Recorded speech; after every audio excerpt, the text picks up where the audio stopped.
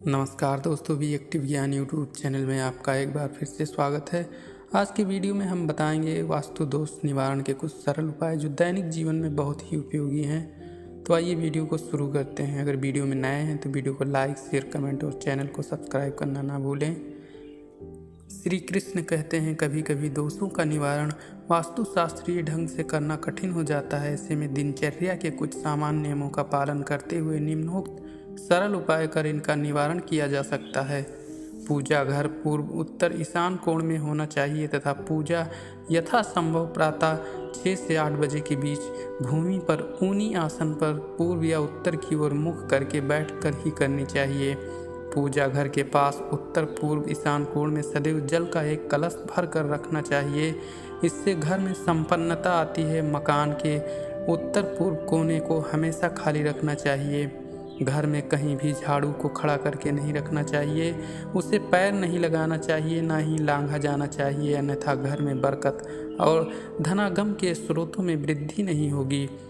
पूजा घर में 3 गणेशों की पूजा नहीं होनी चाहिए, अन्यथा घर में अशांति उत्पन्न हो सकती है। 3 माताओं तथा 2 शंखों का एक साथ पूजन भी वर्जित है। धूप, आरती, दीप, पूजा अग्नि आदि को मुंह से फूंक कर नहीं बुझाएं।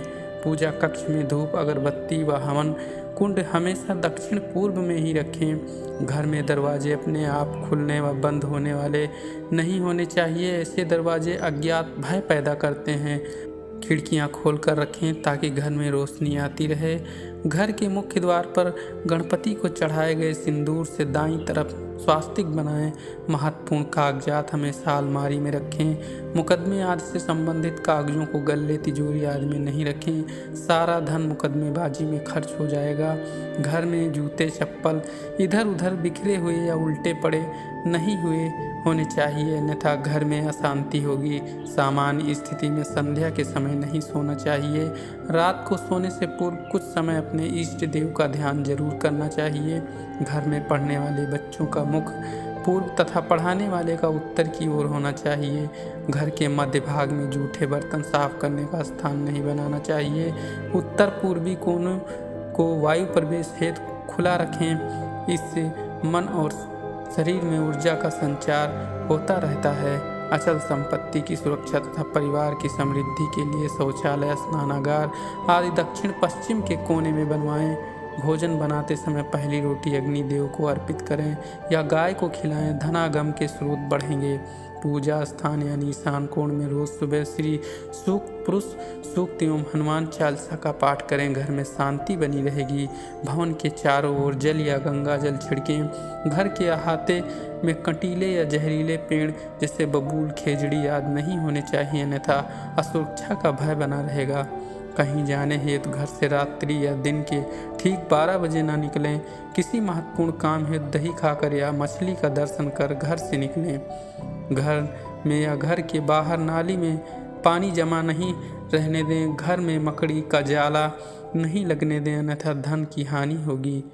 शयन कक्ष में कभी झूठे बर्तन नहीं रखें, अन्यथा परिवार में कलेश और धन की हानि हो सकती है। भोजन यथासंभव आग्नेय कोण में पूर्व की ओर मुख करके बनाना तथा पूर्व की ओर मुखी करके करना चाहिए। वास्तुशास्त्र में कार्यकाल प्रबंधन किसी भी वास्तुखंड में सर्वश्रेष्ठ स्थिति दक्षिण दिशा की मानी गई है। वास्तु संबंधी किसी भी पुराने वास्तुशास्त्र में दक्षिण पश्चिम को प्रमुख स्थान नहीं दिया गया है।